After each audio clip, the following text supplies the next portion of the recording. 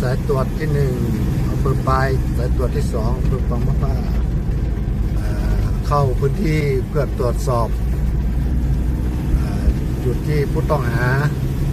ให้การสะทอดว่านำไม้มาส่งที่บริเวณสวนยางพาราบริเวณป่าบ้านน้ำมูครับอำเภอปายกำลังเข้าพื้นที่ครับต้องมาปุ่นอยู่ตรงไหนรหัสแม่นะ